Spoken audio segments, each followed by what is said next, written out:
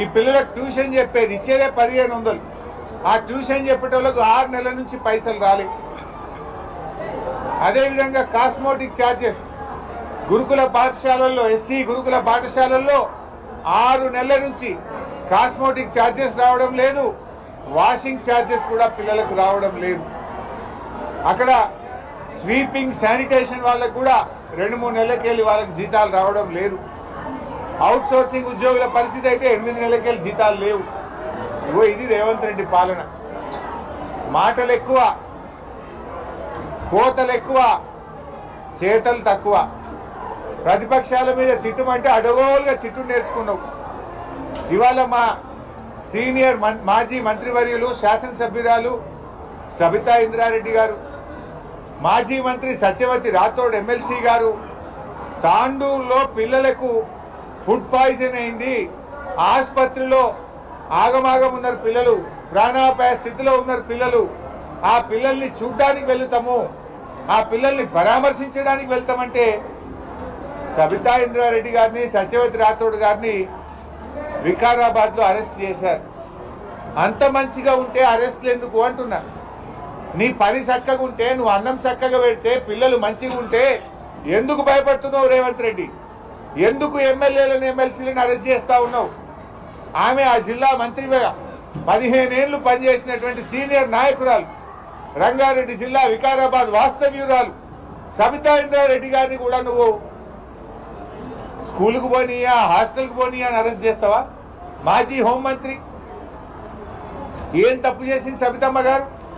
నీ తప్పులు ఎత్తి చూపుతుందనే కదా నీకు భయం, నీ లోపాలు బయటపడతాయనే కదా నీ భయం. ఆ పిల్లల తల్లిదండ్రులతోనో పిల్లల్ని కలిస్తే అన్ని సంగతులు బయటకు వస్తే నీ ఇజ్జత్ పోతుందని నువ్వు వాళ్ళని అరెస్ట్ చేస్తున్నావు. అరెస్టులు కాదు పరిష్కారం. పిల్లలకు కడుపు నిండా అన్నం పెట్టు, మెస్సు బిల్లులు విడుదల చేయి, పిల్లలకు రావాల్సినటువంటి షూస్ కానీ, బట్టలు కానీ, ప్లేట్ కానీ, గ్లాస్ కానీ, బాక్స్ కానీ, స్వెటర్లు కానీ, బ్లాంకెట్లు కానీ విడుదల చేయి. అవుట్ సోర్సింగ్ ఉద్యోగులకు వెంటనే వేతనాలు ఇవ్వు. చాలా చోట్ల కిరాయిలు రాలేదు.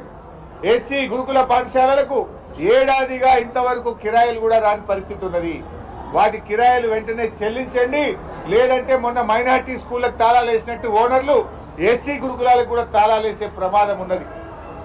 నువ్వేమన్నావు? విద్యాశాఖ నా దగ్గరనే ఉన్నది, బాగా ఉద్ధరిస్తా అన్నావు.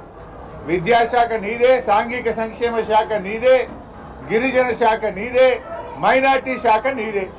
అన్ని శాఖలు నీ దగ్గరనే ఉన్నాయి. నీ దగ్గర ఉన్న శాఖల్లోనే ఇంత అధ్వాన్నమైనటువంటి పరిస్థితి ఉన్నది.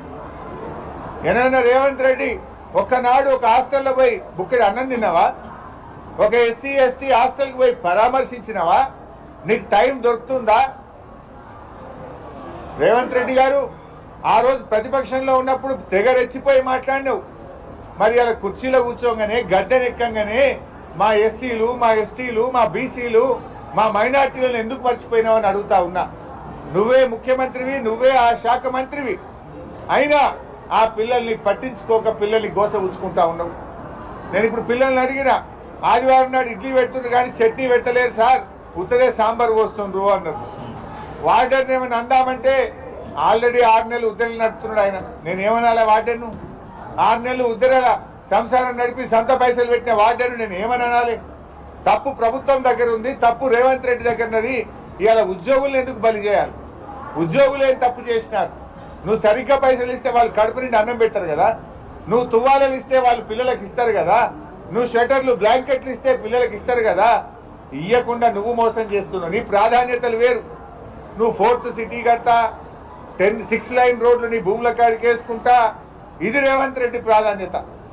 నీ బొమ్మ ప్రచారం కోసం 9 రోజులు ఓ తెగ ఉత్సవాలు జరిపినావు.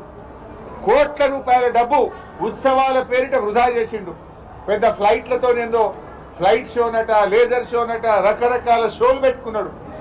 షోలు బాగానే ఉన్నాయి కానీ ఆ పిల్లలకు కడుపు నిండి అన్నం పెట్టవా?